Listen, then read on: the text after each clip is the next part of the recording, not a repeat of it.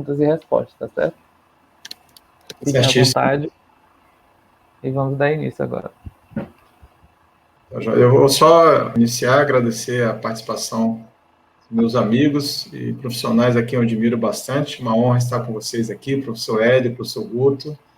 A ideia é juntar propostas brasileiras de clínica, né, de trabalho na clínica, com base na análise do comportamento, do behaviorismo radical, expandindo raciocínios decorrentes dos princípios da análise experimental do comportamento e, especificamente, da análise comportamental aplicada.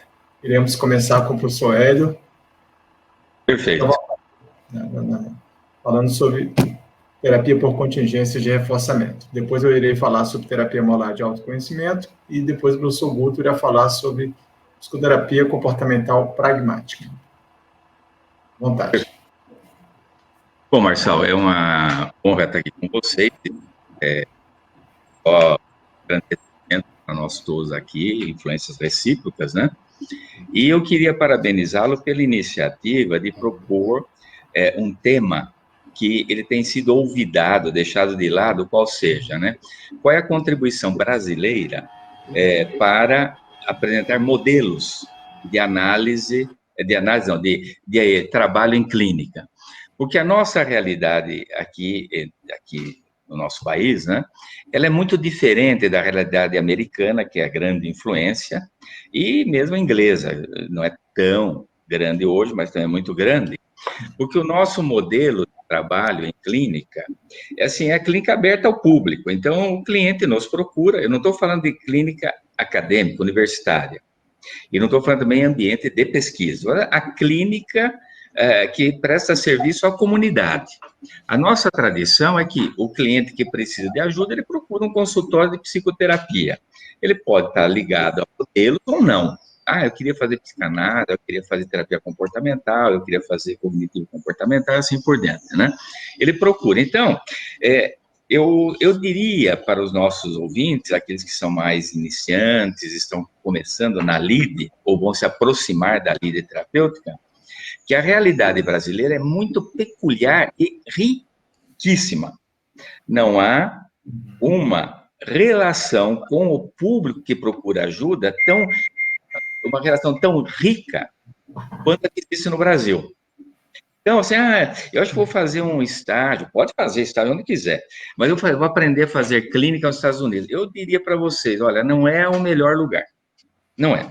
Porque lá é muito modelado, é muito controlado por companhias de seguro e que pagam as consultas.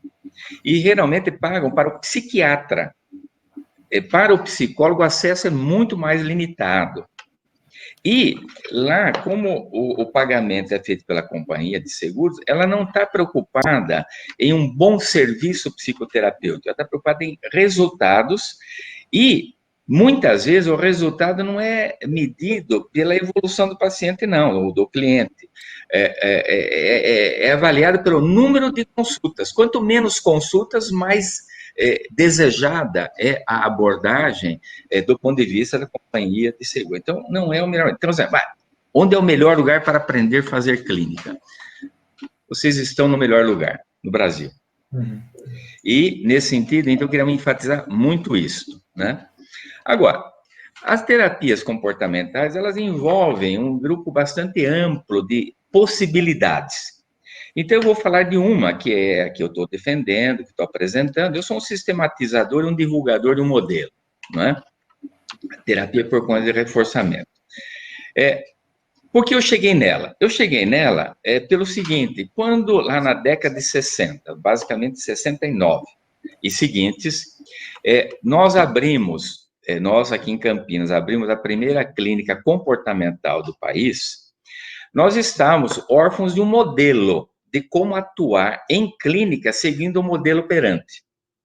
Naquela época, nem se falava em terapia comportamental, eram clínicas de modificação de comportamento. Por quê?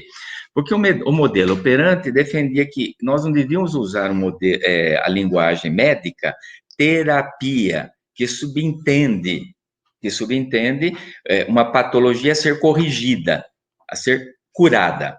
A análise do comportamento ela tinha como proposta modificar comportamentos, então era uma abordagem mais de aprendizagem e não de cura.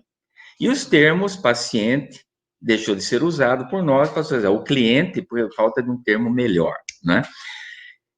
Bem, então, como naquela época nós não tínhamos um modelo, porque a terapia comportamental como um todo, ela não tem um pai, como a psicanálise tem, por exemplo, o Freud. Então, nós não tínhamos um modelo a seguir, nós tínhamos que desenvolver um modelo de trabalho em clínica na realidade brasileira. Portanto, também não cabia um atendimento ao público com modelo de clínica escola, que era o modelo americano. Você seleciona o comportamento mais adequado para estudo, você faz a mensuração das respostas, etc. Não, era um modelo completamente novo a ser desenvolvido. Então, agora, dada a minha história, eu fiquei mais focado no seguinte. Primeira coisa, eu quero manter uma relação íntima e leal com a análise do comportamento. Eu não quero uma proposta que seja eclética. Ecletismo é uma fuga da responsabilidade de fazer um trabalho bem feito. Então, você fica populista, você entende de tudo, você trabalha com tudo, você beneficia de tudo. Então, fica um harém de relacionamentos, e que, se o harém é permitido em algumas circunstâncias, eu diria que, no trabalho clínico, o harém não é uma boa alternativa. O ecletismo deveria ser deixado de lado, né? Modelo operante. E o segundo, que é o importante, é como fazer. Então, a primeira pergunta que se faz é a seguinte: mas o modelo operante dá conta de qualquer fenômeno, episódio comportamental que chega à clínica? Eu diria assim, e por que não? Nós temos um modelo do que é o ser humano. É o modelo skinneriano, ou do bem radical, de percepção do ser humano. É um modelo revolucionário e um novo paradigma de apreensão do que é o ser humano, que substitui, para mim, com vantagens, o modelo mentalista que vem lá desde os gregos, de 400 anos antes de Cristo. Então, esse modelo caducou, do meu ponto de vista, e nós temos um novo modelo a partir de 45, com o Skinner, seu artigo clássico de 45. Pois bem, então nós temos um modelo, nós temos uma tecnologia apoiada em evidências, e essa tecnologia, tanto ela vem de pesquisa com organismos infra-humanos, como ela vem de pesquisa com humanos, que é a análise aplicada do comportamento. Então, nós temos duas fontes extremamente confiáveis de procedimentos que dão certo. Não é o que eu acho, é o que demonstrou-se que funciona. Então, nós temos um modelo de ser humano que nos enriquece. E nós temos procedimentos que nos amparam e que, de fato, podem ajudar. E, finalmente, nós dispomos de uma linguagem. A linguagem da análise do comportamento é uma linguagem muito própria. E é esta linguagem que permite que, diante de um episódio comportamental X, narrado pelo cliente, eu transforme aquele episódio comportamental numa linguagem de análise de comportamento. Eu estou perdido. Eu não sei o que fazer. Essa pode ser uma frase do cliente. Eu estou perdido significa eu não tenho respostas que produzam reforçadores positivos e eu não tenho respostas que me protejam de condições aversivas. Então comportamentos, então há um déficit de comportamentos que produzem reforços positivos e que o meu estado corporal fique mais tranquilo. Quando você é reforçado positivamente, você tem mudanças corporais que a gente chama assim de bem-estar, alívio, liberdade e assim por diante. E também você não tem respostas que evitem prevenção, esquiva, ou eliminem condições aversivas, fuga. Então, vocês percebem que aquela queixa que está, vamos dizer assim, apresentada com uma linguagem cotidiana, ela é transformada em conceitos. E desses conceitos derivam procedimentos. Então esse cliente precisa desenvolver repertórios que incluam a primeira classe, produção de reforços positivos, e a segunda classe, evitação ou fuga de reforços negativos ou estimulação aversiva. Então, a linguagem... Então, agora, veja o triângulo. O triângulo é um conceito de homem, o segundo é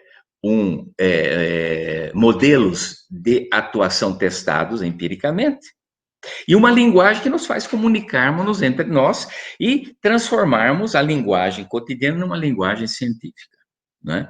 Agora, então, com isso em mãos, eu digo assim, se existe uma abordagem que pode contribuir para ajudar a comunidade que procura ajuda na clínica, se há um modelo, é o comportamental. Porque os outros não se atrevem a tanto, os outros têm, vamos assim, uma posição metafísica, desenvolver a personalidade, o amadurecimento, a compreensão, mas não instrumenta. Então, agora vem o que é terapia por contingência e comportamento. Eu fugi da terminologia, então essa terminologia é minha, eu fugi da clássica analítico-comportamental, porque nós, todos que trabalhamos com análise do comportamento, calma, não estou incluindo aqui as abordagens cognitivo-comportamentais, porque elas são mecanicistas e mentalistas. Então, é uma outra área. Eu não vou aqui criticar a psicanálise, então também, por relação de equivalência, não vou criticar cognitivo-comportamental. Só quero deixar claro que é mecanicista, ela não faz análise funcional, e o modelo explicativo não é o modelo da seleção pelas consequências. É um outro, ela é mecanicista, ela que tem uma causa necessária e suficiente para explicar os problemas comportamentais e os sentimentos dos clientes, né? Então, vejam bem. E como tal, perguntar se a TCR, terapia por contingência, pertence às terceiras ondas da análise comportamental, esquece.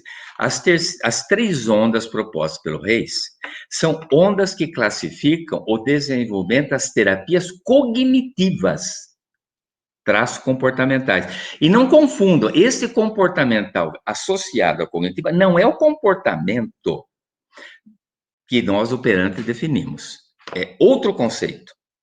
O conceito de contexto das ondas é outro contexto, não é o mesmo contexto que nós temos no operante. Então, não façamos uma confusão de conceitos que, infelizmente, os iniciadores da terceira onda, basicamente Reis, primam em criar confusão e mistificar, como se os conceitos fossem os mesmos e mais, na terceira, mais avançados. Bom, então eu só queria corrigir. Nós não pertencemos à terceira onda, porque primeira, segunda e terceira onda não tem nada a ver com terapia ou psicoterapia comportamental. Tem a ver com cognitivas comportamentais. Bom, então agora, como é que nós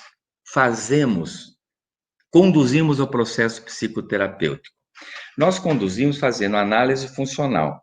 Mas a pergunta é, análise funcional, todas as ciências naturais fazem.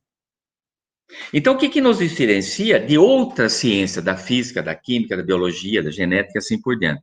O que nos diferencia é qual é o nosso objeto de estudo com o qual nós fazemos análise funcional. Então, a análise funcional nossa é diferente da análise funcional de outras ciências naturais. É a análise funcional da ciência do comportamento. E a análise funcional é feita através da identificação, descrição e manejo das contingências de reforçamento.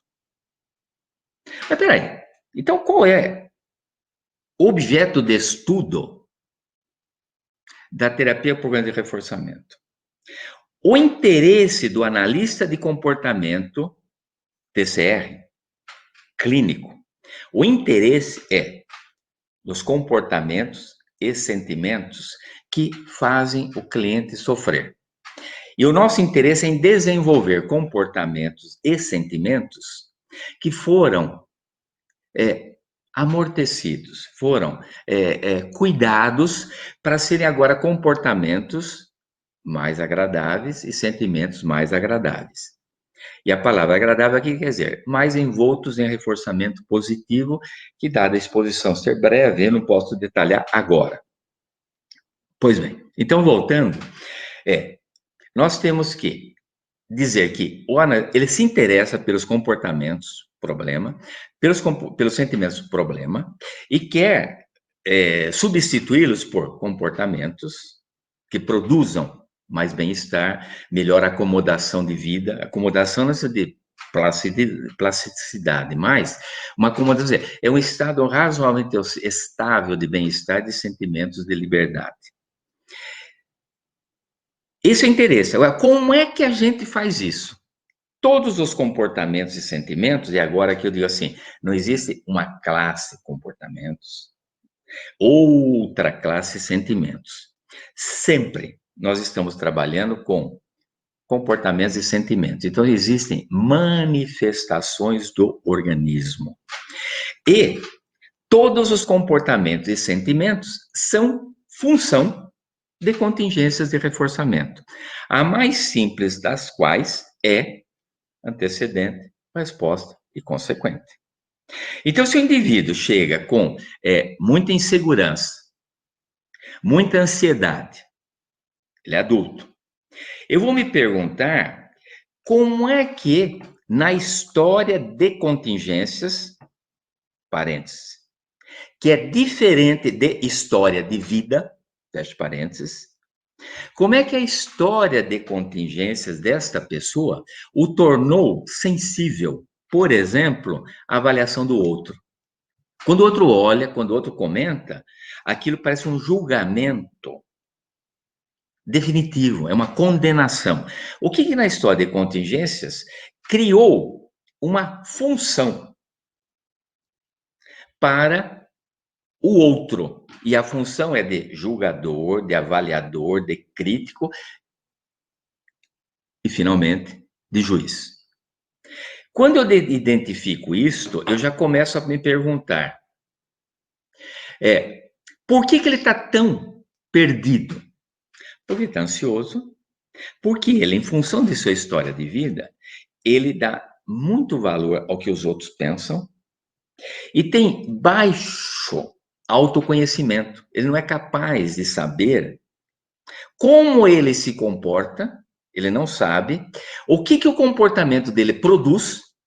Por exemplo, ser cabisbaixo e aceitar a avaliação do outro, não importa quem é esse outro, dá ao outro um poder sobre ele que ele poderia minimizar, equalizar e negociar através de diálogo.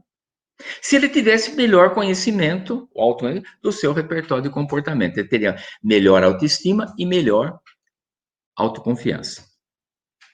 Então, quando nós entendemos isto, nós estamos modificando as influências da história de contingências, mudando as funções de antecedentes discriminativos, pré-aversivos, mudando a função dos consequentes, estímulos reforçadores, estímulos punitivos e assim por diante, né? Agora, qual é? Então, análise funcional é um conceito amplo. O que nós queremos fazer? Como é que nós fazemos análise funcional? Identificando, descrevendo e manejando as contingências identificadas e descritas. Esse processo é um processo essencial de análise. A gente decompõe o episódio comportamental em contingências de reforçamento. E depois a gente faz uma síntese dessas análises para chegar a uma conclusão. Esse cliente vive num ambiente coercitivo. A história de contingência dele foi coercitiva. Isso desenvolveu muitos comportamentos de fuga e esquiva e poucos comportamentos de independência e de produção de reforço positivo. Essa é a síntese. Agora, como é que o terapeuta clínico, no seu consultório, ele tem acesso a isso tudo? Através do comportamento verbal. E nesse ponto,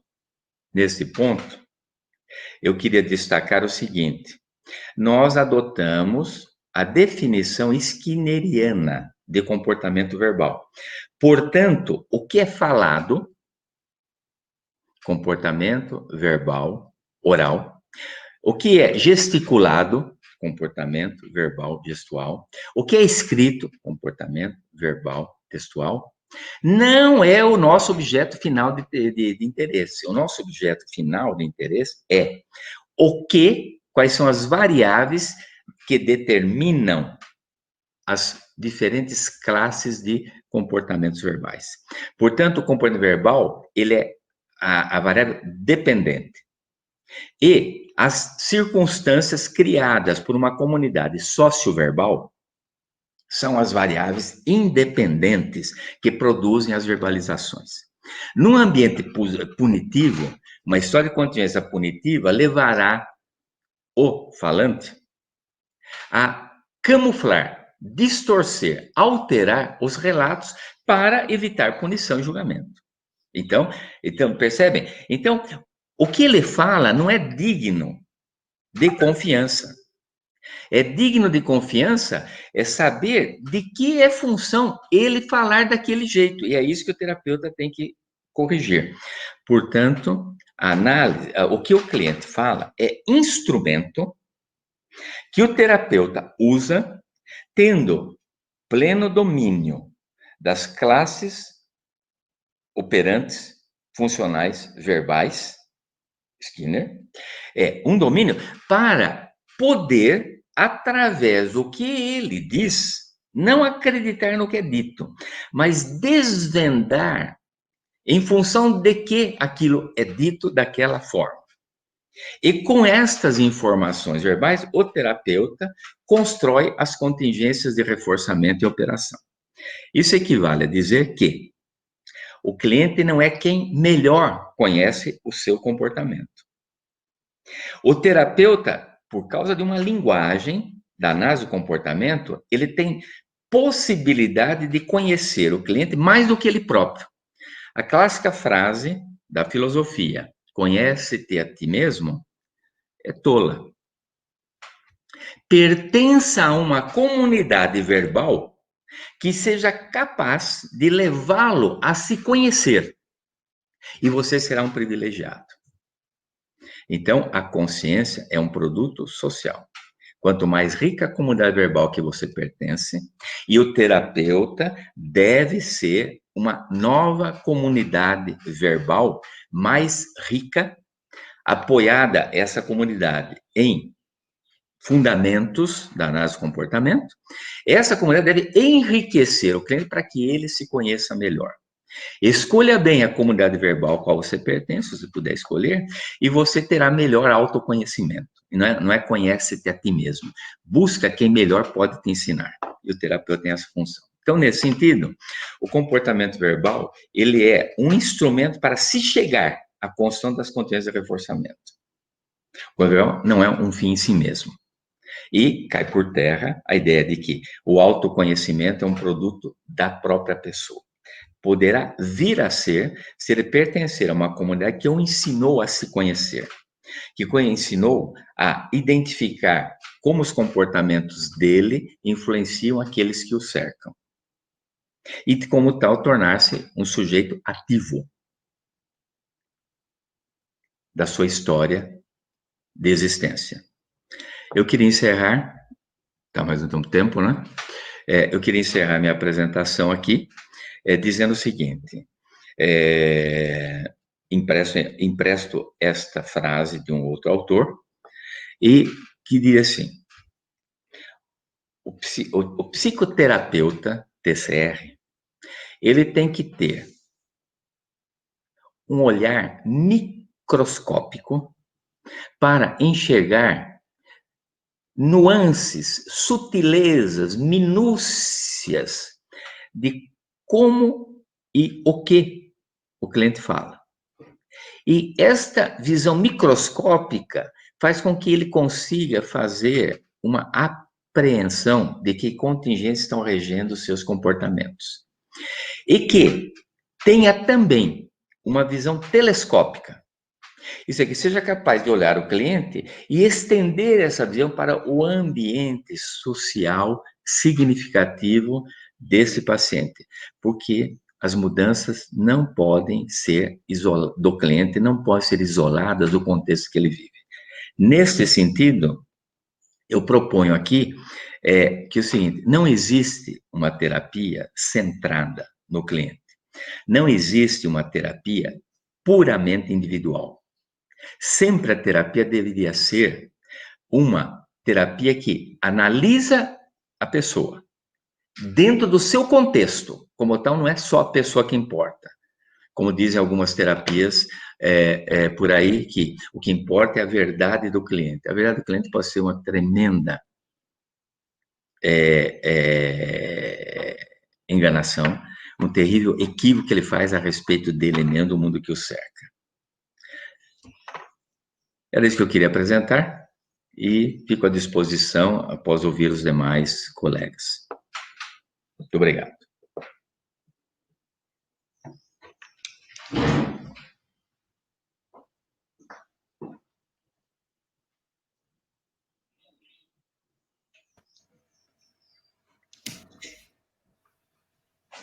Hélio, muito obrigado aí.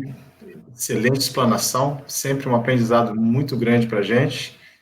Como eu falei antes, é uma honra estar aqui, compartilhando a mesa com alguém que tanto nos ensinou e ensina, tá? Da mesma maneira que vai falar depois de mim, o professor Guto, se ele lembra bem aí, 2004, 2005, a gente fez várias apresentações, né, juntas, estamos aqui novamente. É um prazer. Muito obrigado. Eu vou compartilhar aqui minha tela, então. Tudo bem aí, Rodrigo?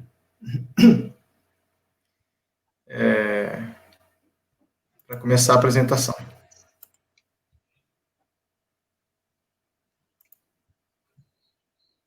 Eu não estou mais me vendo e... Vocês estão me vendo? Estão vendo a tela? Só para confirmar. Eu não estou mais vendo a tela da apresentação, só para confirmar se vocês estão vendo aí a tela que eu pus. Se alguém puder falar. Deixa eu ver aqui. Rodrigo, tudo certo? Eu compartilhei a tela aqui. Vamos ver de novo aqui.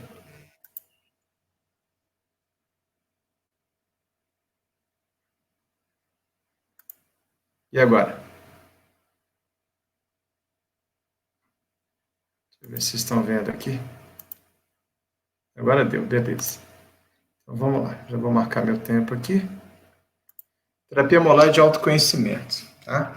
Bom, gente, como é que surgiu isso aí? A terapia molar de autoconhecimento é terapia analítica comportamental, análise comportamental clínica, não é nenhuma abordagem diferente, né?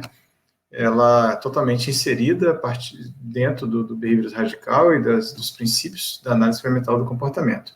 Mas ela propõe uma expansão de raciocínio que se adeque às demandas clínicas, né, que são complexas e análise do cotidiano. E eu vou estar explicando um pouquinho para vocês aqui. Ela surgiu mais ou menos após uns 13 anos de experiência, né, minha, né, conversa com pessoas, lógico, também, em 2003, e após uma inserção na época do mestrado, né, em princípio de análise experimental do comportamento, a inserção foi 10 anos antes, e com behaviorismo radical, questões conceituais, assim por diante. Já tinha tido contato com a FAP e com a ACT, mas havia uma necessidade natural de explicar o porquê, quais os objetivos, o que a gente quer, qual a visão, né, clínica que a gente tem, a partir das queixas, o que a gente faz, né? A FAP contribuiu bastante para alguns raciocínios, mas, poxa, eu não estou querendo a modelagem exclusiva no consultório, como é que eu posso ajudar a pessoa a estar mudando, né, no seu cotidiano? A ACT ensina, embora a gente já fizesse isso a partir dos princípios de AEC, né, mas estratégias para entrar em contato com as contingências, mas quais contingências, o que mais está envolvido nesse processo? Isso vem sendo construído há um tempo e houve uma ideia de sistematizar e propor algum nome nesse sentido. Então, as bases iniciais, ela vem da identificação de padrões comportamentais e controle de estímulos de amplo alcance. Análises funcionais molares. As relações de contiguidade temporal seriam limitadas para entender alguns fenômenos mais amplos. E aí, no caso, como ferramenta, né, a conscientização do cliente desses padrões, suas aquisições, manutenções e contingências necessárias para mudanças. O objetivo seria uma modelagem natural, como colocar a pessoa em contato com várias contingências e quais contingências que pudessem exercer o processo terapêutico. Aí ocorre a terapia. Pautado, então, nos princípios da EC Behaviorismo Radical, compatibilidade e afinidade com o behaviorismo molar, de Hackenbaum, que foi, a leitura veio depois, né, da proposta, mas muita afinidade em vários aspectos, é algo que continua em desenvolvimento e não tem publicações diretas, né, tem publicações indiretas, eu vou citar algumas aí no final da apresentação. Opa, deixa eu controlar meu tempo aqui. Bom, então vamos lá, terapia molar de autoconhecimento, aqui do lado esquerdo, né, as relações de contiguidade próxima, moleculares, como se aprende na graduação, muitas vezes, derivadas do laboratório, são ampliadas para lidar com as contingências complexas do cotidiano. Amplia-se o controle de estímulos e as classes de respostas envolvidas, os padrões comportamentais. A história de vida ganha destaque e há uma ampliação na análise de ambientes atuais e históricos que eu vou demonstrar aqui para vocês, vou apresentar. Tá? Do lado do autoconhecimento, numa terapia verbal, o autoconhecimento é uma ferramenta importante, necessária como recurso e também para mudanças efetivas e generalizadas na vida do indivíduo. E esse aspecto aqui do lado esquerdo, né, amplia-se o controle de estímulos, as classes de respostas envolvidas e assim por diante, a pessoa, né, o cliente, ele passa a ter consciência disso sobre si, né, em relação a si, e aumenta as perspectivas de mudanças de amplo alcance, generalizadas, e não num contexto especificamente. E o objetivo é criar uma variabilidade efetiva para uma modelagem generalizada no ambiente natural. Um exemplo aqui, ó. Vamos imaginar, uma pessoa está passando por um problema familiar. Há um parente próximo que vem agindo de forma desrespeitosa e agressiva nos últimos anos e afastando ela do convívio da mãe. C, né, cliente, é muito apegada à mãe, mas esta mãe protege este familiar, deixando ela sem alternativa. Ela vem com diagnóstico de ansiedade generalizada e depressão. Isso é só uma ilustração didática, tá, gente? Possibilidades: interferir no comportamento do parente diretamente, remover a condição aversiva, interferir indiretamente no comportamento dele, mudando a postura da mãe para que afaste, para que corrija, alguma coisa assim. Ou, por exemplo, alguma medida protetiva policial ou jurídica, etc. Tá? Tem alternativas de intervenção nas contingências atuais. Dentro de um processo terapêutico, a gente pode descobrir, e aí vem uma análise molar, que essa pessoa, além da dificuldade, ela não desenvolveu um repertório de enfrentamento ao longo da vida. E a dificuldade não é só nesse contexto, ela é generalizada. Ela tem um padrão conciliador, agregador, passivo em situações de aversividade. Esquiva-se de confrontos. Depois a gente vai ver algumas análises depois. Então, se a gente, a partir de uma condição atual e recente, for se ater a essas condições e trabalhar nisso aí, nós estaríamos perdendo informações importantíssimas de como a pessoa se comporta em ambientes em geral. Aí entra o que a gente chama de análise molar. E a pessoa torna-se ciente disso com todos os cuidados para não se sentir julgada, punida, dentro daquela condição de formação de vínculo e aceitação do terapeuta. Bom, vamos dar um outro exemplo, um quadro depressivo. Os exemplos ajudam didaticamente, né? Então, vamos lá, olha. Quadro depressivo. O que a gente tem normalmente? Eu não estou falando de um caso, vou falar de uma maneira geral. Contingências atuais e recentes. Há uma redução no reforçamento positivo, ao aumento de punições, presença de eventos aversivos incontroláveis, etc. Esses são termos gerais.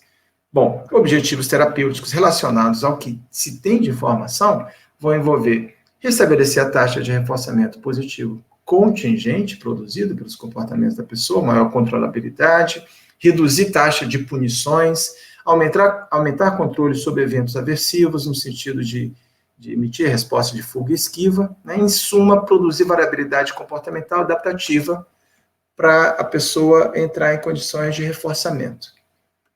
Recursos terapêuticos, os mais variados, eu vou dizer alguns naturais, né, encontrados na literatura. Análise funcional do repertório envolvido e os ambientes a eles relacionados, mais instruções, olha, faça tal coisa, a partir de um trabalho clínico, por exemplo. Modelagem de novas respostas adaptativas no consultório, como, por exemplo, é pregado pela FAP, né? De N estratégias na relação terapêutica, modela-se repertórios mais adaptativos para que se estenda a outras condições.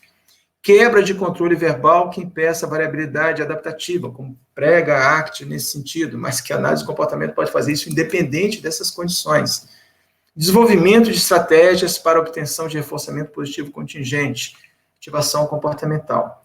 A questão é, essas informações todas, elas são suficientes, principalmente 1 e 2, para poder trabalhar com a pessoa e com as suas condições?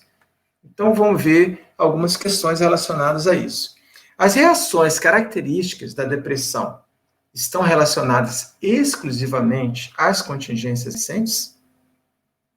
Segundo, as contingências produtoras da depressão independem dos padrões comportamentais da pessoa? Basta entrar numa condição de ausência, de reforçamento, ou daqueles ambientes, e as pessoas estão entrando, ou isso combina com um padrão histórico relacionado também a outras condições de vida? Por que pessoas reagem diferentemente a condições semelhantes? Tais pessoas foram demitidas, um grupo de 10 pessoas foi demitido do trabalho e algumas entraram em depressão e outras não. São diferenças biológicas ou tem contingências relacionadas a outros aspectos envolvidos nisso aí? Lembrem que a gente vem de uma tradição de laboratório, de análise aplicada, como o Hélio colocou muito bem, a questão específica, pontual, tratamentos específicos. Muitos dos modelos terapêuticos surgiram para condições específicas, para DBT, por exemplo, né, transtorno de personalidade borderline, depois foi se expandindo, né? Então, o que a gente quer saber é se essas condições, né, isso aconteceria com qualquer pessoa, trabalharia só algumas condições, ou há outras situações envolvidas. As contingências que levam à depressão podem ocorrer mais provavelmente com certas pessoas? Há algum perfil envolvido nisso aí? Há algo a fazer além de mudar as contingências recentes? Então, a análise molar, ela amplia a identificação de variáveis envolvidas no controle dos comportamentos, possibilita a inserção de contingências terapêuticas de amplo alcance, aumentando as perspectivas na efetividade dos tratamentos. Novos objetivos e estratégias terapêuticas são acrescentados, como eu vou exemplificar aqui. Alcança-se a vida do cliente como um todo. O Baum, o Hacklin, ele vai falar muito na ideia de padrões estendidos de tempo, né? Quando você consegue relacionar contextos diferentes, né? E ao longo do tempo você consegue identificar padrões comportamentais, como outras pessoas, o próprio Fester já falava nesse sentido também. Então, vou ver alguns padrões comportamentais observados em pessoas diagnosticadas com depressão. Lembrando que isso não quer dizer que quem apresenta um quadro de depressão apresenta isso naturalmente. Então, olha só, impulsividade ou baixo autocontrole, né, que vai envolver baixa tolerância à frustração, sacrifício, pouca iniciativa, comodismo, elevada autocobrança, autoexigência, perfeccionismo, obsessividade, né, forte controle por regras, isso é só caracterização. Variabilidade comportamental reduzida, restrição do que tem função reforçadora, extremismo, baixa autoconfiança, etc. Né? Vamos pegar alguns desses aqui para a gente ver a relação, porque se a pessoa apresenta esse padrão e o quadro depressivo, né, lembrando da interação, da contingência, né, afeta o mundo e é afetado por ele. Então, esses comportamentos que foram selecionados ao longo da vida estão interferindo nas contingências e na sensibilidade, né, também pela história de contingências, ao que está acontecendo. Então, por exemplo, né, só para exemplificar, a excessiva autocobrança, qual a relação com as características da depressão? Restringe condições reforçadoras, né? Aumenta contato com condições aversivas, a autocobrança é sempre muito elevada, o nível de tensão, de pressão, a condição reforçadora fica restrita, né? Poucas situações tornam-se reforçadoras. Amplia condições punitivas ou não reforçadoras, aumenta o grau e frequência de ansiedade. Dentro desse trabalho, nós estamos também trabalhando com a questão do autoconhecimento. Como é que foi adquirido? Histórico de sucessos, ambiente histórico de forte exigência quanto ao desempenho, reforços sociais condicionais ao êxito, né? Contingências terapêuticas. Aí, o que seria necessário mudar em relação à autocobrança que tem relação com a condição de depressão? A pessoa vai ter que se inserir em experiências reforçadoras, ou não se esquivar, que não sejam condicionais ao desempenho. Interações sociais não competitivas, etc. Tá? Se ela vivenciar as contingências, como o Hélio colocou, de vivenciar as novas experiências, aí vai ocorrer a condição terapêutica. Outro exemplo aqui seria a pouca iniciativa ou passividade. Pouca iniciativa mais relacionada a condições de reforçamento positivo e passividade a reforçamento negativo. Então, relação com a depressão, repertório reduzido para alcançar reforços de baixa contiguidade, resposta e estímulo, ou seja, que demandem autocontrole. Tá? Baixa contiguidade é demoradas, né? A consequência de longo prazo. Dificuldade para acessar reforços que não dependam dos outros, né? Ou que demandem esforços e assim por diante. Como que a pessoa adquiriu esse padrão? A gente não vai simplesmente, mude e apresentar uma regra. É interessante ela entender como que as contingências estabeleceram, até para ela buscar novas contingências. História de vida com facilitações, poucos desafios, demandas para persistência, etc. Outras pessoas faziam tudo por ela, foi pouco punido por comodismo ou passividade. O que é terapêutico? Estar em ambientes, isso é generalizado, isso é molar, né? Em ambientes com pouca probabilidade de reforços e que demandem iniciativa sem facilidade, né? Bom, exercitando aqui o raciocínio, tá? Então, logicamente, que além das condições atuais, a gente vai entender que a pessoa apresenta dificuldades, ela tem uma modelagem para se comportar de determinada maneira e não vai seguir qualquer instrução, regra ou condição, mesmo que ela tenha consciência, olha, eu preciso apresentar isso, mas eu estou modelada a agir de outra maneira. Como é que eu posso mudar esse padrão relacionado a isso? Bom, ampliando a análise funcional. Vamos até lembrar daquele exemplo de evitar confrontos, né? Mas que é parecido. Vamos ver aqui, ó. Análise molecular. Antecedente, né? Uma sequência temporal. A ação, a resposta, produz uma alteração ambiental, consequência, que vai alterar a probabilidade disso aqui nessas condições. De amarelo, análise molecular, como normalmente se aprende em curso de formação, em curso de graduação, em livros, né, as pessoas sempre estão lá apresentando análises funcionais, moleculares, tá? Que é importante, é um raciocínio básico da análise experimental do comportamento, de onde se derivam N outros raciocínios, mas olha só, vamos ver aqui, ó. Condição antecedente. Uma amiga criticou a ideia de ir para uma determinada festa. A pessoa fica calada, que é a resposta de quem a gente está analisando, não reage. Então, ela evita conflito com a amiga, reforçamento negativo, mas também não tem acesso à festa, né, que estava certo, queria, tudo, digamos aí, punição negativa. Essa análise pode favorecer, estabelecer regras, fazer ensaios comportamentais para enfrentar essas condições, desenvolver habilidades para essa situação. Mas olha que oportunidade de autoconhecimento, de identificação generalizada que pode se perder se as análises ficarem exclusivamente nisso. Receber desaprovação, que é a condição antecedente, olha, nós ampliamos o alcance, existe uma propriedade antecedente que está presente em outros contextos e controla o comportamento. Em situações de ameaças, conflitos ou receber desaprovação, ela evita confronto ou apresenta um comportamento inassertivo, né? Objetivo e também recurso terapêutico, qual que seria? Tornar o cliente consciente dessas condições, porque as situações terapêuticas não ficariam restritas a essa situação. E a pessoa estaria discriminando em situações onde ela apresenta isso, e onde ela poderia apresentar uma variabilidade e exercitar condições para que novos comportamentos possam ser selecionados. Um exemplo dessa análise molar aqui seria a gente falando, situações com possibilidades ou ocorrências de confronto, atrito, esquiva-se do confronto. Esse é um padrão comportamental. É uma classe de resposta, mas assim, de amplo alcance. Não vai acontecer sempre, mas em muitos contextos. O que mantém esse comportamento? E é importante entender isso em comportamentos que sejam bem relevantes dentro da análise clínica. Ela está sendo reforçada negativamente, né? Evita experiências aversivas, desaprovações, tudo.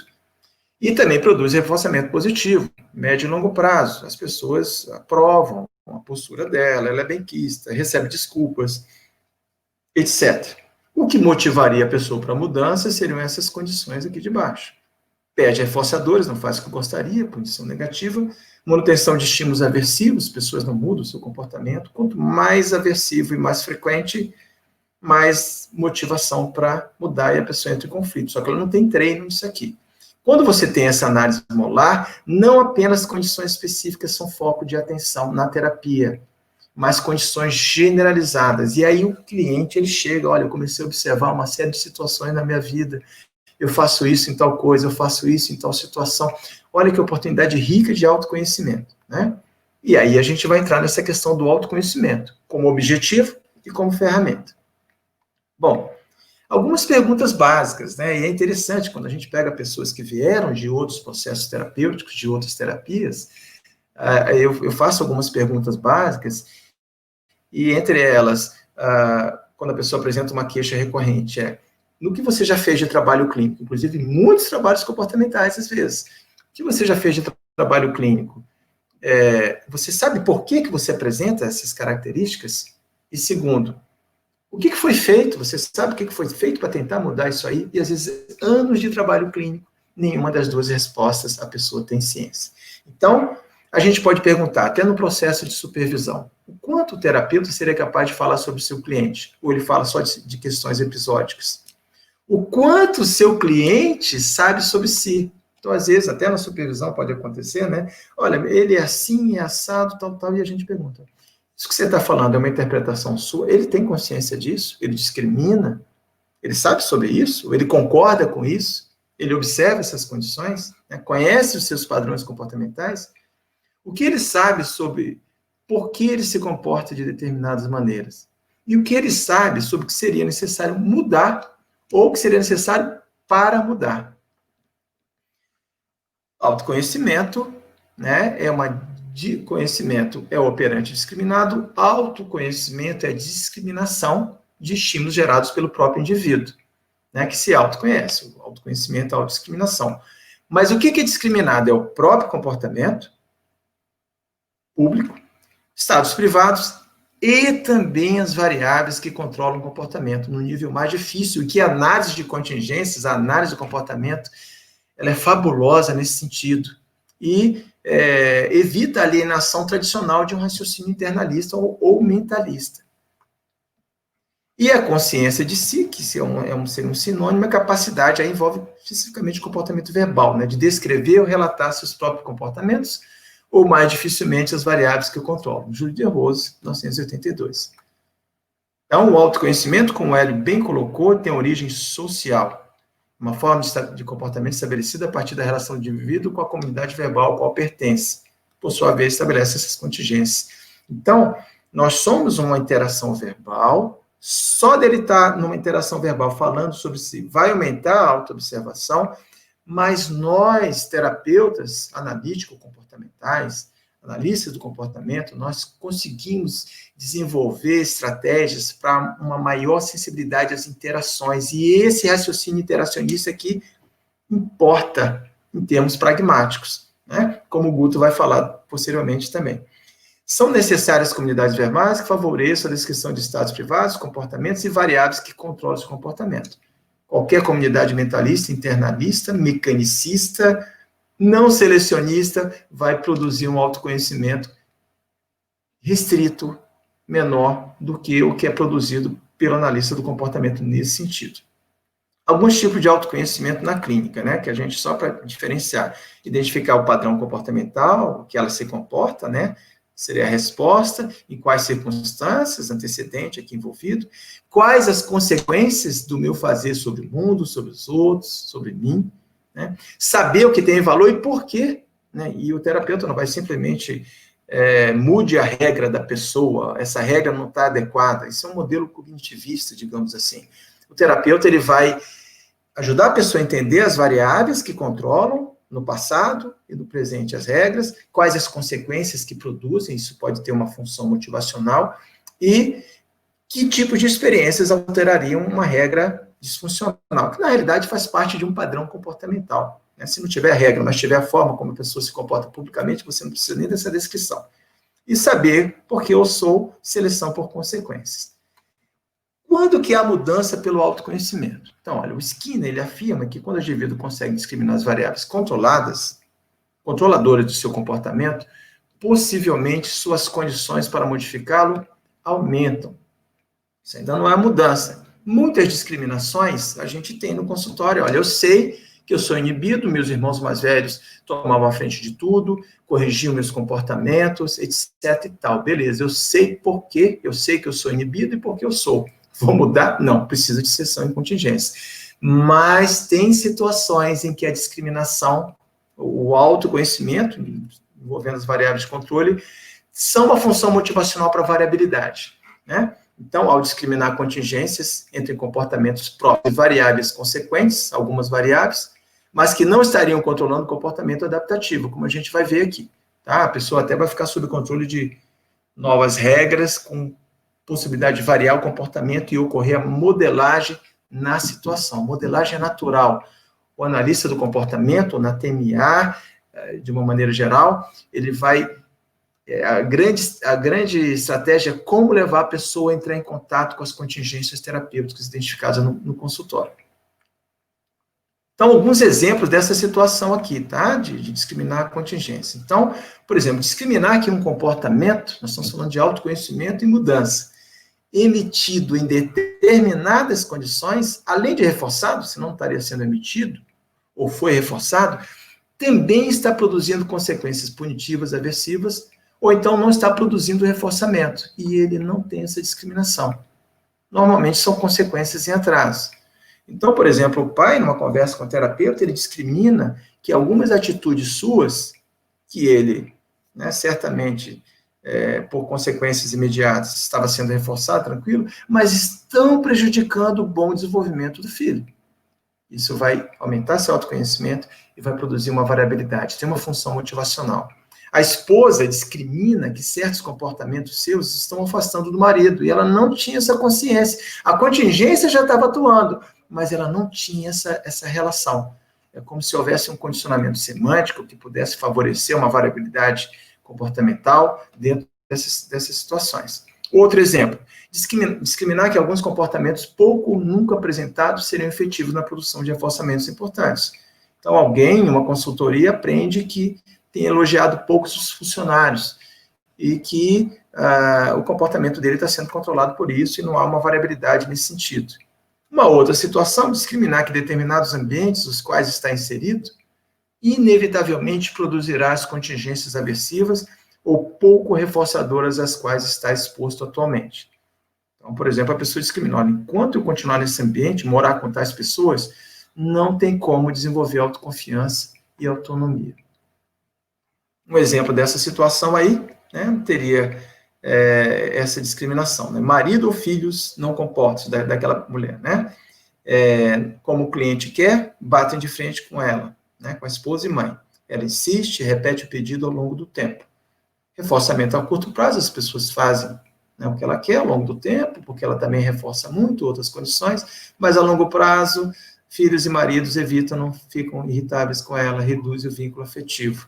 E alguns comportamentos de repetição são responsáveis por isso. Ela discrimina isso aí, como se houvesse um pareamento aversivo, né, dentro dessa relação.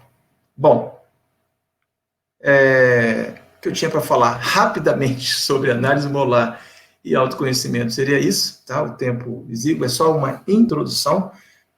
O grande objetivo do terapeuta é, a partir dessas condições, como ajudar a pessoa a produzir uma variabilidade adaptativa, entrar em contato com as contingências ao longo da sua vida, porque o tempo que ela passa no consultório, ele é muito restrito. Então, apenas a modelagem em consultório, ela pode, como a gente vê em alguns livros, 5 anos depois, 6 anos depois, discrimina algumas coisas. Essa consciência gera mais autonomia e independência às pessoas. Aqui alguns textos que falam diretamente desse raciocínio, e aqui o contato, se vocês quiserem dúvidas, questionamentos, além do críticas, tá? Além do que foi apresentado agora.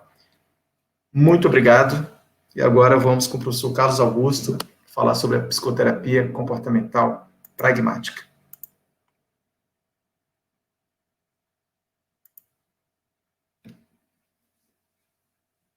Ainda não?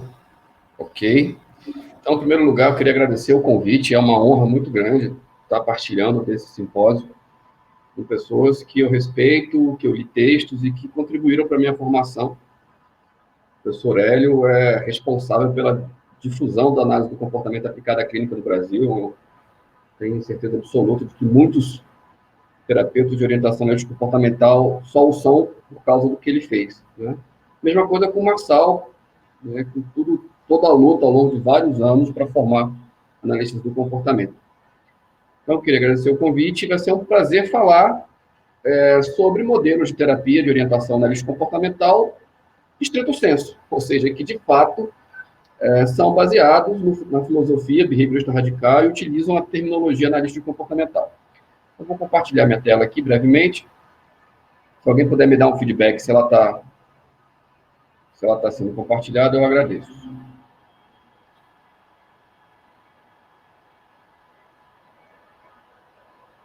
Acho que agora foi, né?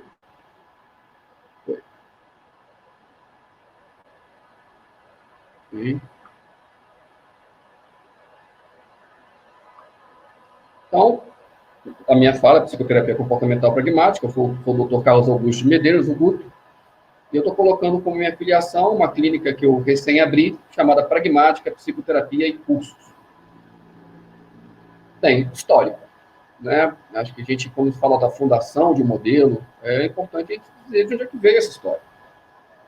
Então, eu atendo desde o final dos anos 90, e nessa primeira década, né, de 2000 até 2010, então, vim dando supervisão de terapeutas, fazendo meus atendimentos, e fui criando um modelo a partir daí, com base em algumas inquietações com como vinha sendo feita as intervenções analíticas comportamentais em clínica até aquele momento. Daqui a pouco eu vou falar essas inquietações. Em 2010, num evento da BPMC, num mini curso, eu apresentei o modelo sistematizado pela primeira vez, com a fundação do modelo, e continuaram os atendimentos, as supervisões, orientações, publicações de trabalhos, pesquisas empíricas, muitos cursos, mini-cursos, cursos de extensão, e sempre havia uma cobrança das pessoas que assistiam meus cursos, minhas aulas: professor, você vai dar uma formação sobre psicoterapia comportamental pragmática? Se eu quiser estudar mais sobre isso, o que é que eu faço? Então, eu fui juntando material, as publicações de trabalhos meus, de orientandos meus, eu também sou orientador de mestrado, e montei um material de estudo, e a ideia agora, a partir de 2020, é criar essa formação, ou um curso mais longo de psicoterapia comportamental pragmática, justamente com a fundação da Pragmática Psicoterapia e Cursos, né? E aí tem essa questão de um sonho. Então, vamos às inquietações até 2010. A terapia comportamental, ela ficava muito evidente a relação de controle entre terapeuta e o que eu vou chamar de terapeutizando. Que o terapeuta ele manipulava as contingências, ele utilizava reforçamento arbitrário, punição, né? Ele, com base nas suas análises funcionais, ele fazia intervenções que eu chamo de ostensivas na tentativa de controle do comportamento, descrevendo contingências para o terapeutizando, dizendo como ele deveria se comportar, como ele não deveria se comportar. Então, estou falando dos tipos de controle. Então, terapeutas de orientação comportamental reforçavam arbitrariamente, congratulavam os seus terapeutizandos, seus clientes, acerca de comportamentos desejáveis, né? E, ao mesmo tempo, criticavam, repreendiam comportamentos indesejáveis, utilizando muito reforçamento arbitrário em detrimento do reforçamento natural. Isso não só contra aqueles comportamentos que aconteciam na sessão, mas também em relação aos comportamentos que não ocorriam na sessão, aos quais nós só tínhamos acesso aos relatos que os nossos clientes faziam dele. Então, muito uso do controle aversivo, né? Então, era muito comum você pegar os relatos de caso, estudos de caso, aquela correção sobre comportamento e cognição, e que contém diálogos, é muito comum vermos o terapeuta literalmente criticando certos comportamentos dos seus terapeutizandos. E o controle instrucional. Os terapeutas de orientação comportamental emitiam regras com uma frequência muito alta. Então, tem vários estudos que demonstram isso. A Juliana Donadona e a Meyer produziram várias pesquisas demonstrando, né, o uso expressivo tanto de terapeutas experientes quanto inexperientes da emissão de regras. Isso me causava um certo desconforto de que, por mais que a gente olhasse o indivíduo e por mais que a gente quisesse modelar comportamentos na condição de analistas do comportamento, os procedimentos utilizados, eles produziam um terapeutizando passivo, sujeito a um agente controlador, que é o terapeuta. Nesse sentido, me causava um incômodo, porque o terapeuta ele acabava exercendo uma função muito similar de outros agentes controladores. A partir de 2010, as inquietações foram outras, porque os modelos de terceira onda, eles acabaram tendo uma divulgação muito mais proeminente a partir de 2010. É óbvio que a gente já tinha FAP, já tinha ACT. A FAP eu nem considero tanto de terceira onda, mas a ACT e a DBT se tornaram muito mais difundidas no Brasil a partir de 2010. E a fala do Hélio foi muito pertinente nesse sentido, né? Porque em que onda surfamos? E, me desculpa, a PCP não surfa em onda nenhuma. No máximo, a gente vai de skate no half-pipe, né? Porque ondas são uma classificação para descrever modelos cognitivos de terapia. Então, e não modelos comportamentais. Então, é um discurso, é um modelo de classificação que não se aplica aos modelos comportamentalmente orientados. E aí, chegou um momento que eu comecei a me perguntar, será que existe ainda espaço para o behaviorismo radical nas terapias de orientação comportamental, ou deveremos mudar o nosso behaviorismo e assumir esse behaviorismo contextual? Da mesma maneira, devemos nos tornar cognitivos comportamentais ou tentar compatibilizar os modelos de terceira onda com os fundamentos da análise do comportamento? E na minha concepção, eu concordo claramente com o Guilherme, não, é claro que não, né? Nós temos um modelo muito forte, tanto de embasamento teórico, conceitual, quanto empírico, ainda que muitos das nossas relações funcionais identificadas em pesquisa básica, ainda que elas precisem de uma comprovação no contexto aplicado, elas justificam claramente o uso de modelos de clínica comportamental estritamente behavioristas radicais, estritamente utilizando uma linguagem da análise do comportamento. E por isso que eu acho esse simpósio assim, tão relevante, e adorei essa iniciativa do Marçal de fazer esse convite. E eu reitero, qual linguagem usamos para descrever o fenômeno clínico? A terminologia comportamental ela é totalmente suficiente para descrever o fenômeno clínico, porque ela não foi nem criada para a clínica, ela foi criada para descrever o comportamento como um todo.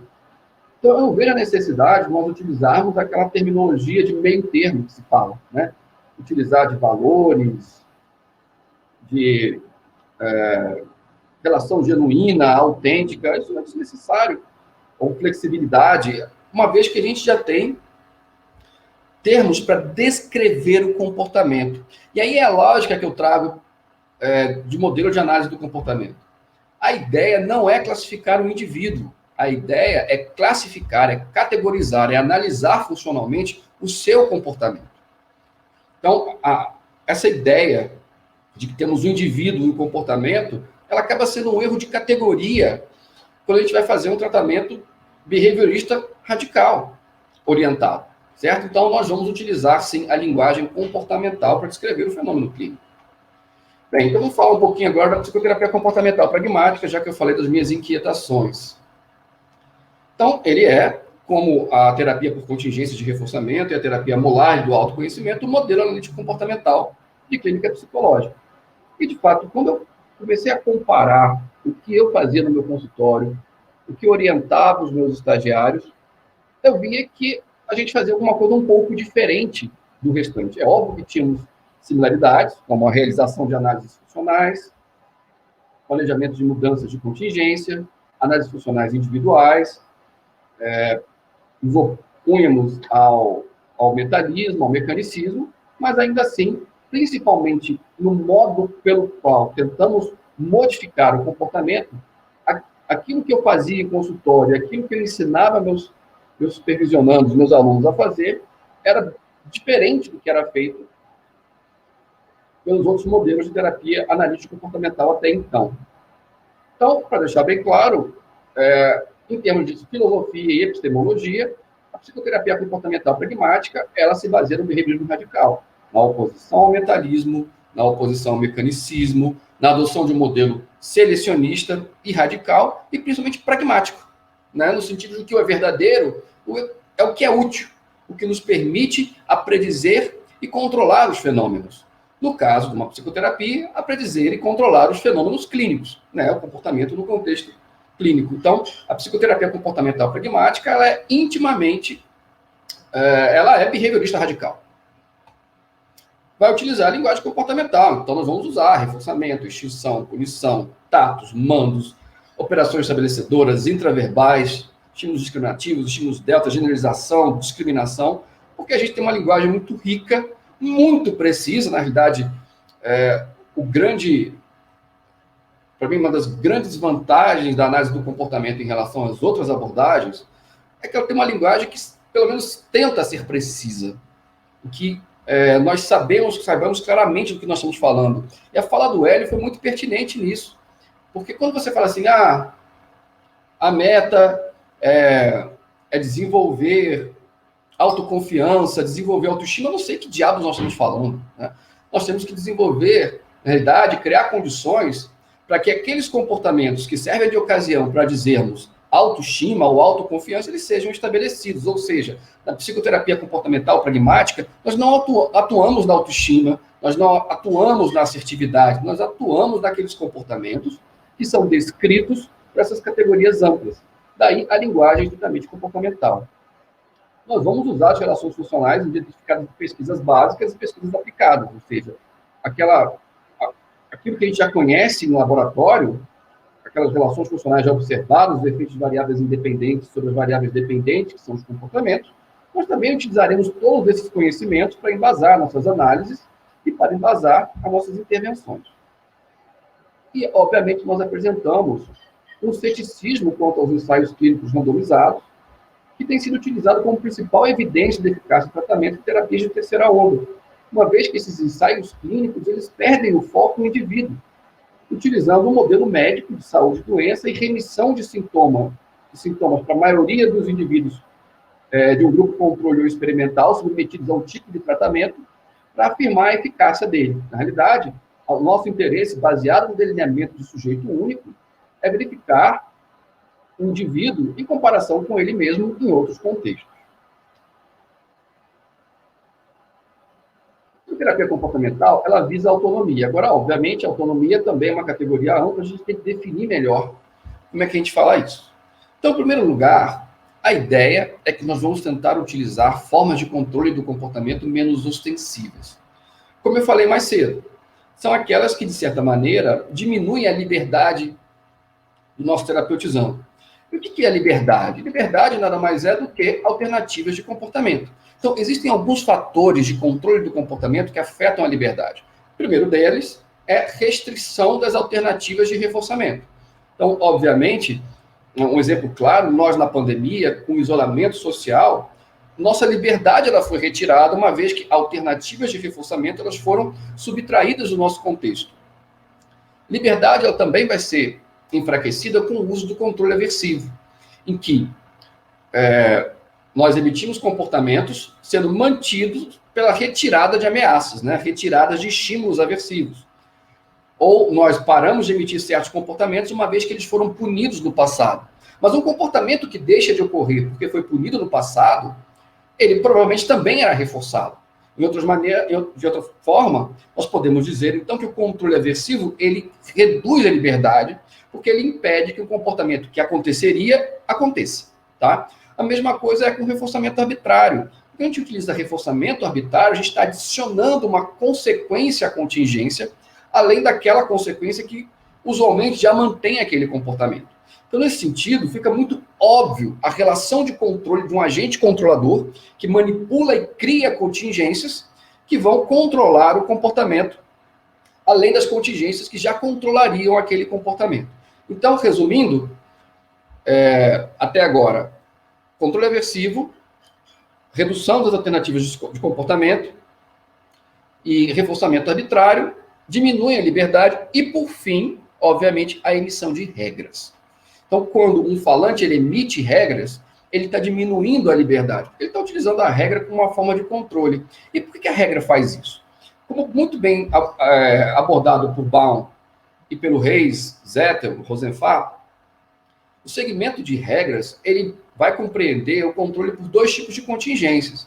Uma é a contingência descrita na regra, que eles chamam de rastreamento, o Baum chama de contingência última, e a outra são as consequências impostas arbitrariamente pelo falante, como agente controlador, para garantir que o ouvinte siga as regras, que aí o Reis e colaboradores vão chamar de aquiescência. Tá? Então, quando a gente utiliza controle aversivo, reforçamento arbitrário, reduz as alternativas de comportamento e regras, nós estamos reduzindo a liberdade. E, obviamente, isso vai interferir na independência do nosso terapeutizando. O que eu estou chamando de independência? Diante de novas contingências, diante de novas situações, ele possa, ao se deparar com a contingência, aprender comportamentos que, eventualmente, venham a ser reforçados. Seja positivamente, seja negativamente. E quando a liberdade ela é reduzida, utilizando essas formas de controle que eu acabei de listar para vocês, nós diminuímos a independência do nosso terapeutizando. Então, por exemplo, eu concordo com o Marçal claramente que autoconhecimento é muito importante para a terapia, certo?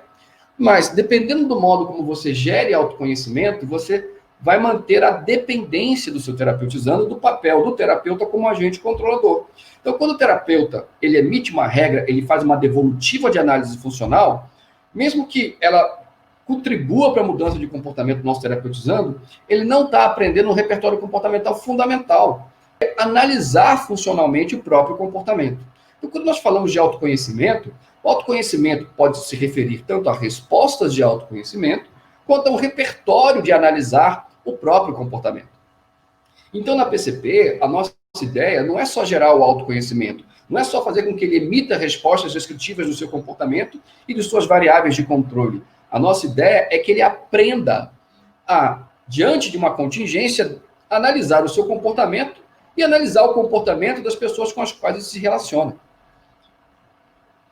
Daí que nós, com base nesse objetivo da PCP, de visar a autonomia, nós trocamos a ideia de cliente e paciente por terapeutizando.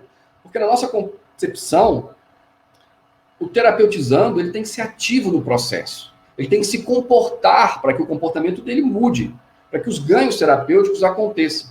Então, numa metáfora entre orientador e orientando, supervisor supervisionando, terapeuta terapeutizando.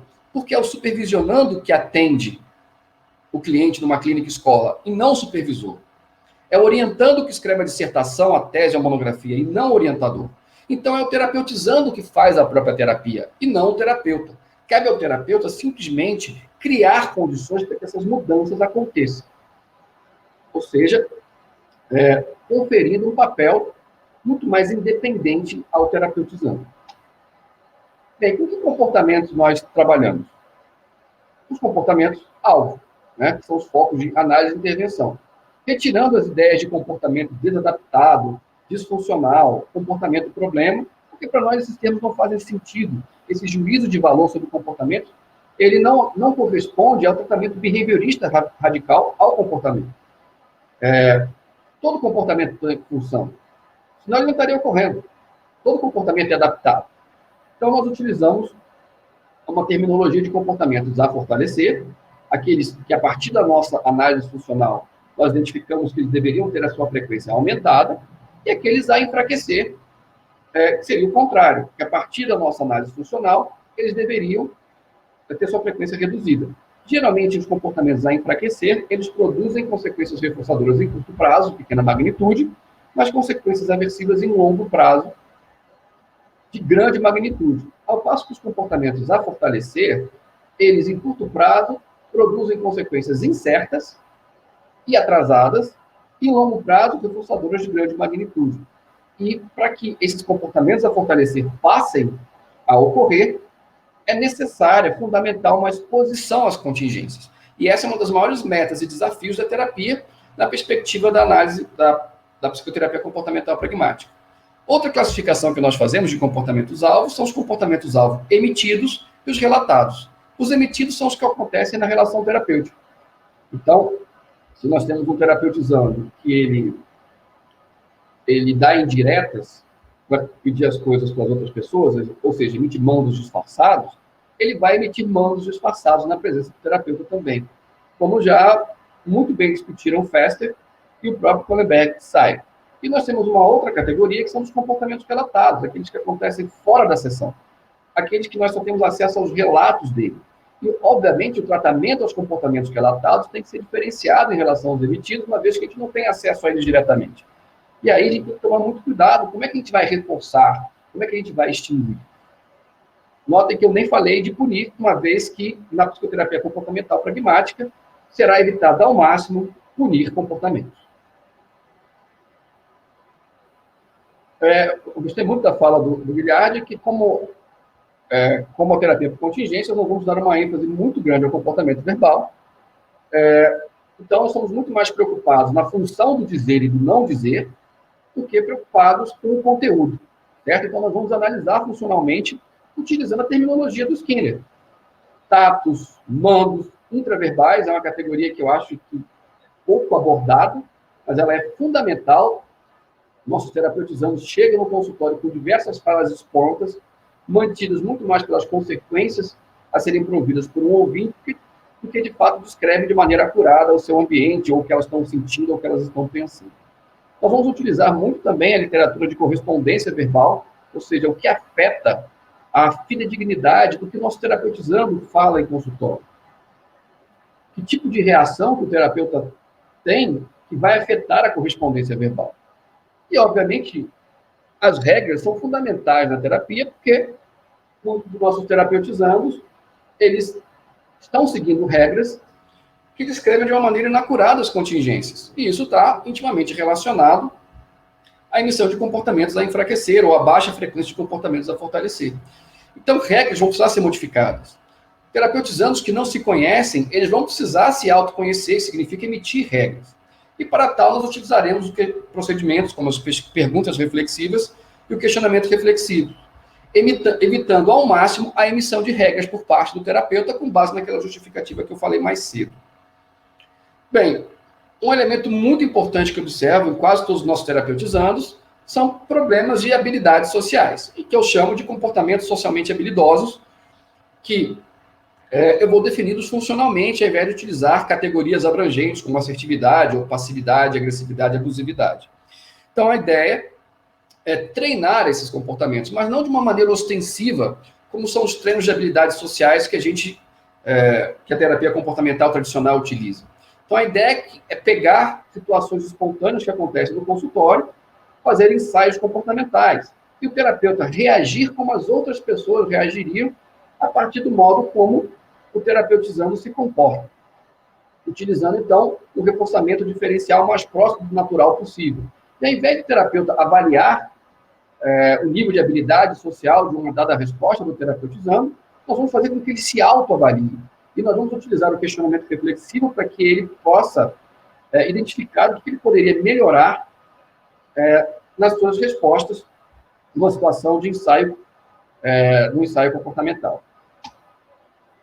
Aqui um elemento muito importante, as análises funcionais, isso é um ponto de coincidência entre esses três modelos que a gente está falando hoje, e nós vamos utilizar também as análises não lineares, ou seja, um dado comportamento, muitas vezes você não vai conseguir explicar a sua frequência de ocorrência a partir das suas próprias consequências, e sim a partir das consequências a outros comportamentos que fazem parte do repertório comportamental. Então, existem muitas respostas de esquiva que elas ocorrem simplesmente para impedir que certas respostas, outras respostas ocorram e sejam punidas.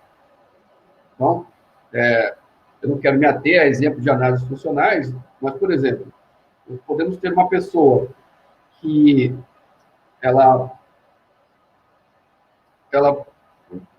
arruma compulsivamente o seu local de estudo, por exemplo, a meta dela é passar no concurso público, e ela arruma minuciosamente o seu local de estudo, não consegue arrumar nada enquanto a mesa não está certinho, tudo organizado. E aí, essa arrumação quase que compulsiva, ela impede que o comportamento de estudar ocorra.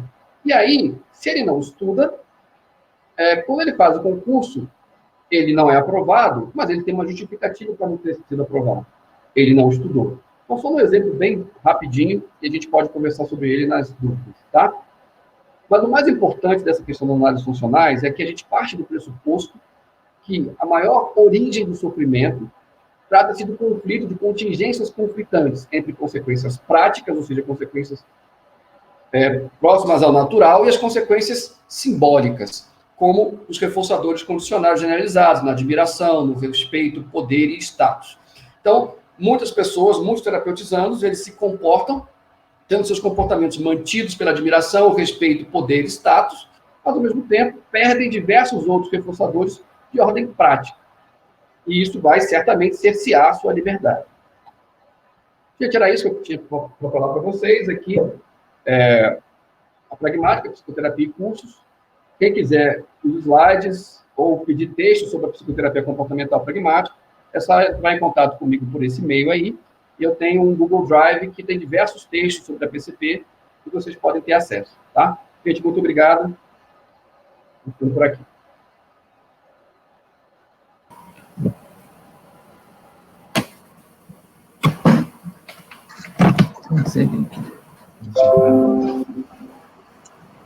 Lá retornamos, né? A gente vai dar continuidade, a gente vai agora para as perguntas, mas alguém quer falar mais alguma coisa? Então a gente já pode partir para as perguntas. Eu queria fazer um comentário. Pode ser? Pode sim, pode sim. Eu queria fazer um comentário, né?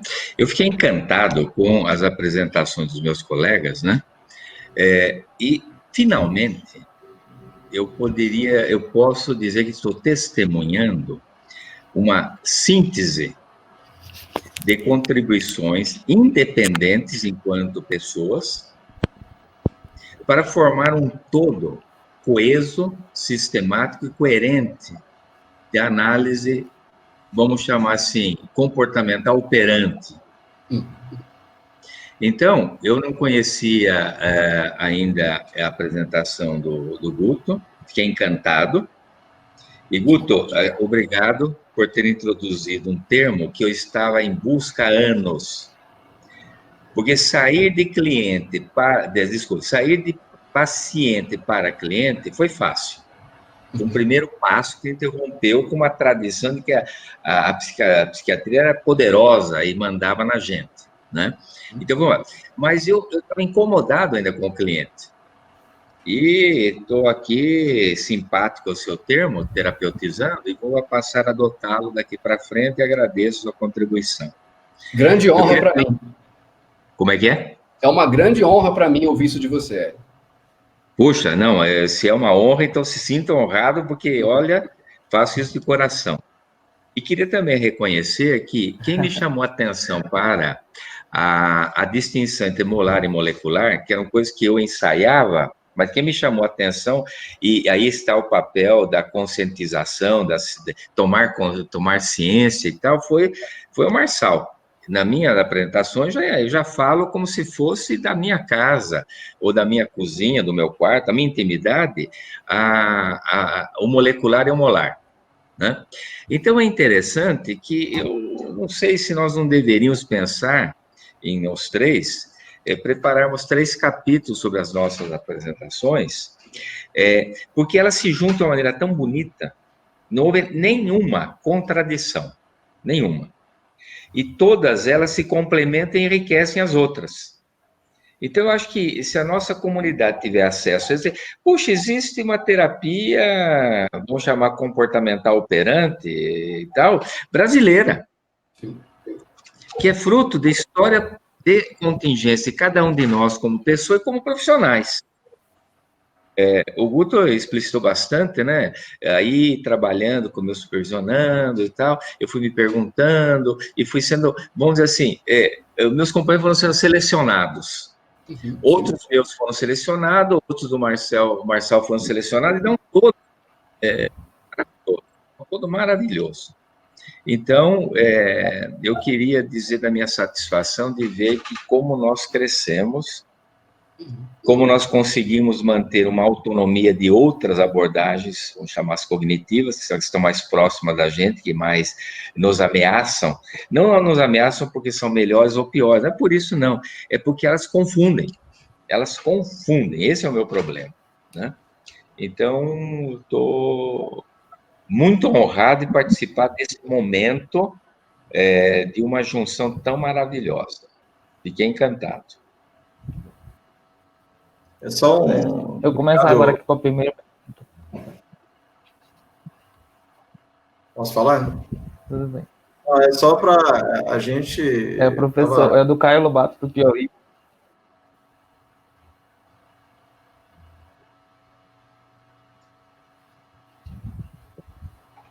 Posso falar? Ou... Oi? Eu não entendi, eu acho que ele travou um pouco. Pode sim. Não, um dos textos que eu estava lendo de um tempo para cá colocando, né, que o nicho clínico é um nicho, há uma pressão cognitiva muito forte, né?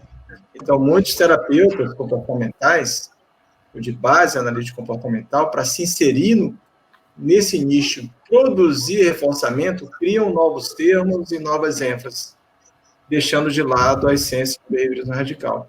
E o que a gente está vendo aqui é que a gente, pela nossa formação, continuamos independente disso, nesse sentido. Pois não. Certo, vamos lá. Cantando Caio Lobato, do Piauí, professor L. Uma honra assistir a sua palestra. É possível um planejamento cultural que torne as pessoas menos suscetíveis a adotar explicações mentalistas? Esse é o Caio? É Caio, né? Que perguntou? Ô, Caio, você me entusiasma com a sua pergunta. Pelo amor de Deus, se você encontrar um caminho, é esse que nós estamos buscando. É esse. É esse. Eu gostaria de saber quanto tempo levou, historicamente, para a gente abandonar a Terra como centro do universo e assumir que ela é um planeta. E para nós é importantíssimo, mas ela é um planeta. Ele é uma agulha no universo. Quanto tempo houve essa mudança? Porque é tão óbvio que o Sol nasce lá embaixo de um lado, que ele sobe ao meio-dia aqui bem acima da minha cabeça, e depois ele desce do outro. É tão óbvio que ele dá uma volta em torno da Terra, que eu não sei como é que alguém conseguiu imaginar que não, que era a Terra que girava em torno de si mesma e dava essa ilusão. Então, com esse exemplo, eu quero mostrar o seguinte: a gente é iludido por imagens que foram, vamos dizer, apresentadas, nos impregnaram a sociedade socioverbal, a comunidade socioverbal, de evidência quando não é evidência. Não é evidência que o Sol está girando em torno da Terra. Agora, convença uma pessoa de um conhecimento menos sofisticado, mais intuitivo, que o Sol não está girando em torno da Terra. Mas claro que está, ele está lá, sobe, desce, claro que está. Aí é preciso que a ciência mostre, não, há uma outra possibilidade. Nossa! Então é isto, Caio, que você levanta, que eu estou atrás. Se você descobrir, isso me dá sinais, né? Isso dá sinais que eu estou ambicionando. Como enfraquecer uma evidência de que existe um internalismo que comanda o externo. É a alma que faz o corpo se mexer, é a mente que faz o corpo se comportar. É tão óbvio isso, não é nem um pouco óbvio. Isso é uma construção socioverbal equivocada. E que está tão impregnada que a gente continua achando que o Sol gira em torno da Terra. Então, nisso nós avançamos, porque as ciências físicas nos deram, a astronomia nos deram informações que não é assim, hein? Não é assim. Tenta explicar para uma criança que o Sol não é ele que inventou a Terra. Você vê como é difícil explicar. Mas a criança hoje tem acesso a essas informações, rapidinho ela muda. Mas o internalismo, o mentalismo, ele está enraizado de tal maneira, toda a nossa linguagem, eu faço. Quem é eu? É o meu interior. Então, até a linguagem vai ter que ser mudada se a gente for mudar a referência de do que é o ser humano, né? Mas eu acho que o primeiro passo foi o que nós estamos fazendo. É ensinar e ensinar e ensinar o que é análise do comportamento, que é o bioradical. E a cognição, não a cognição, mas as abordagens cognitivistas, elas são mentalistas, elas são internalistas, elas entraram no nosso campo, e isso que é mal, e atrapalham o nosso trabalho. Então, você tem, acho que começar, primeiro, ensinar, o meu sonho dourado era introduzir curso de análise do comportamento em escolas, desde o primário. Vai lá para o colegial, o cara já sai sabendo o que é comportamento. Ele não aprendeu que DNA, não é no colegial que ele aprende que é DNA, RNA, gene, mudança de gene. Ele não aprende no colegial, porque não pode aprender o que é comportamento. E no colegial, ele já está na universidade olhando para o mundo como um mundo em que o ser humano é parte da natureza que compõe esse mundo e que seus comportamentos são naturais e não metafísicos, ou explicados de forma metafísica, né? Então, o Caio, mantém essa pergunta, e quem sabe um dia faz parte do currículo, assim como faz a biologia darwiniana, assim como faz a física newtoniana, fará o conceito de comportamento skinneriano. Pelo amor de Deus, essa combinação, pelo amor de Deus, eu queria estar vivo para ver. Vai demorar. Chega lá. Também demorou para botar a Terra girando em torno de si mesma e dando a ilusão. Isso que eu acho importante. É uma ilusão que estão nos impingindo há 2.420 anos. Bom, respondi. Certo. Temos uma também direcionada ao Flávio. Ou ao João Mazal. O nome dele é Flávio, né? Ele é Flávio de Rio Verde, Goiás. Professor, há uma questão de que ainda hoje não há um consenso sobre análise funcional molecular entre os analistas do comportamento. Qual o cenário sobre análise funcional molar? Flávio, essa é uma discussão, né? O nome molecular, ele é arbitrário. O que é molar em relação a algum aspecto pode ser molecular em relação a outro. A ideia de molar, de molecular, esses são termos que vêm da química, né? Uma molécula e um mol. A comparação entre uma molécula e um mol é gigantesca, é absurda, mas isso tem entrado no uso cotidiano, né, científico. Molar, no sentido que você consegue pegar aspectos mais amplos, né, mais eventos envolvidos, e molecular, menos eventos envolvidos. A discussão que tem vindo, porque tem uma discussão na análise experimental, no sentido de molecular e molar, muito aplicada em relação de molecular como contiguidade temporal, entre resposta e consequência, ou entre a antecedente, resposta e consequente, muito decorrente, né, dos estudos experimentais do controle produzido nessas condições. A discussão que vem sendo apresentada, Ristin, Hinlein, Hacklin, Baum, por exemplo, né, só para citar alguns nesse sentido, é de ampliar isso aí em padrões estendidos do tempo. Então, ao invés de você contar a frequência, você também vai analisar o comportamento ao longo do tempo. Então, eles têm chamado isso de molar. Você vê, dentro de uma análise experimental. Os exemplos que eles podem dar numa condição experimental, quando a gente vai ver no cotidiano, pode ser molecular para a gente. Então, essa distinção que a gente colocou, que eu coloco, é uma distinção no sentido comparativo, como tem que ser, né? aquela análise, por exemplo, a pessoa aprende, e a gente vê em vários livros, a fazer análise funcional. Vamos fazer análise funcional. Estou aprendendo terapia comportamental. Então, vamos lá. Antecedente, resposta, consequente. Antecedente, resposta, consequente.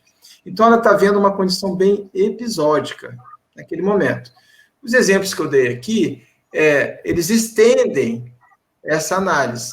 Então, que é muito importante na clínica. Então, a gente está vendo que há algumas propriedades dos estímulos considerados antecedentes, das condições, que estão presentes em vários ambientes, e não apenas naquele descrito, né? E que controlam classes funcionais que poderiam ser consideradas amplas, porque elas ocorrem em várias situações.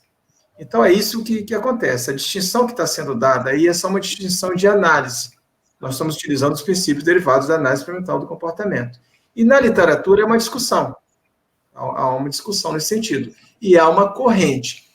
Tem havido uma aceitação no nicho do behaviorismo radical, desse behaviorismo molar, porque a distinção é só em relação a essa questão de contiguidade e tempo. Não estão criando outro princípio, como, por exemplo, o behaviorismo contextualista, não estão adotando outra proposta de interpretação dos princípios nesse sentido, ou propondo outras relações. A questão é apenas de distinção, contiguidade temporal. Isso na literatura. E na clínica, nós não... Como a gente faz análise molar, quando a gente fala de terapia molar, a gente falar de um modelo dentro de pouco tempo não dá ideia de muitas coisas, né? Nós não estamos excluindo análises moleculares. Elas são necessárias em muitas situações, né? Nós não estamos excluindo N condições que demandam você olhar uma situação específica contígua. O que nós estamos fazendo é ampliando, devido às demandas clínicas, sem apelar para mentalismo, mecanismo, algumas coisas, as análises nesse sentido. Nós estamos incluindo e ampliando o que está sendo analisado funcionalmente nesse sentido. Marcelo, se você me permite, eu acho que eu enfatizaria aí, eu fazer o seguinte, eu acho que você deixou muito claro isso. Não é um novo conceito. Assim como quando eu dei a imagem, né, quando você olha para o microscópio e você vê a molécula, e quando você olha para o telescópio e vê o universo, os astros, você está vendo natureza. E você absorve novos dados, e você pode elaborar até princípios mais ricos, mas não é uma nova abordagem. Porque o Guthrie, ele teve uma teoria de aprendizagem, se vocês querem ler o Guthrie, podem ler o Guthrie, em que a contiguidade era a essência. O Skinner foi além disso. A contiguidade é uma possibilidade. Por exemplo, quando você instala comportamentos supersticiosos. Então, existe a mera contiguidade. Mas todo o trabalho de Skinner é mostrar que não. É a contingência, como muito bem colocou o Guto. É contingência, quer dizer, é você produzir a consequência. O Guto falou, e nós também falamos, mas o Guto deu mais destaque a esse item, né? Produzir a consequência. Agora, o que eu acho que essa contribuição, e eu adorei, agradeço a contribuição do Paulo, é o seguinte, é mostrar, não parem no molecular e cheguem no molar, porque no cotidiano nós estamos lidando com pessoas molares, e não pessoas moleculares. Uma pessoa não é molecular, ela é molar. No cotidiano. Então, a passagem de uma análise para outra não é um desligamento do modelo, é uma expansão do modelo. Do microscópico eu passo para o telescópico, e não criei uma nova natureza. É tudo natureza, né? Então, eu defendo, eu estou do lado do Marçal nisso, eu acho que o molar ajuda e muito a nossa atuação clínica. O Hélio, só complementando aí, né, a gente vai ver encontro da ABAI, né, grande parte dos trabalhos são aplicações de técnicas em situações circunscritas, né, há um histórico natural da ciência, o método indutivo de começar da parte para o todo, mas o todo repete as relações da parte, né? Então, essa tradição, essa tradição experimental naturalmente produziria trabalhos iniciais e trabalhos focados em mudanças específicas. A nossa demanda de consultório é uma demanda que exige raciocínios além daqueles contíguos, se a gente não quiser ficar só numa situação específica, ou ficar passando regras, ou ficar trabalhando apenas com mudanças específicas em determinadas condições. Aí até vem aquela crítica, né, da substituição de sintomas. Na verdade, substituição de sintomas significa análise restrita de contingências. Pronto. Houve uma análise dentro da nossa linguagem. Então é isso, gente. Infelizmente vamos ter que encerrar, né? Por mim, a gente continuaria aqui mais horas conversando sobre tudo isso. E a gente tem que encerrar para ir para o almoço, tá certo? Eu agradeço a participação de todos. E aí, Posso fazer uma pergunta final para o Rodrigo? Para mim, eita, vamos lá. Eu nem tenho tempo mais. Você é o tempo todo sorridente assim? Sim. Ele começa a falar sério, de 2 segundos já está sorrindo e vai em frente sorrindo. Poxa, esse é um bom modelo a ser imitado, viu? Tá e bom. até porque também estão me auxiliando muito aqui, que a gente tem que encerrar, né? Infelizmente. Aí eu estou sorrindo também por causa disso, porque por mim eu continuaria. Mas é isso, gente. Lembrando que, como vai estar gravado, né, todas as palestras, quem não conseguiu pegar o e-mail, vocês podem estar revendo novamente depois da gravação e por lá vocês conseguem pegar os e-mails de todos eles, encaminhar mais alguma pergunta, tirar mais alguma dúvida. Então, fiquem bem à vontade. E eu queria enfatizar o meu prazer e honra de ter, a palavra honra apareceu várias vezes, né? Hoje foi um dia muito importante por ter conhecido o Guto. O Marçal eu já conhecia, mas o Guto é uma pedra preciosa que caiu na minha mão assim, via Marçal e via BPMC. O Guto, você já mora no meu coração, viu? Um abraço aí. E Hélio e Guto, eu acho que a gente pode agora, esse é o início para a gente organizar um evento maior, onde a gente pode tocar sobre vários pontos, vários assuntos históricos, epistemológicos, práticos, discutir questões específicas dentro do que a gente coloca aí. Seria bem interessante, seria uma honra. Mostrar como nós nos entrosamos, nós nos enriquecemos reciprocamente. Não há incompatibilidade, só compatibilidade crescente. Perfeitamente. Então é isso, gente. Mais uma vez, obrigado e até a próxima. Perfeito. E vai encerrar agora. Volta para o almoço, às 1h30 estaremos de volta.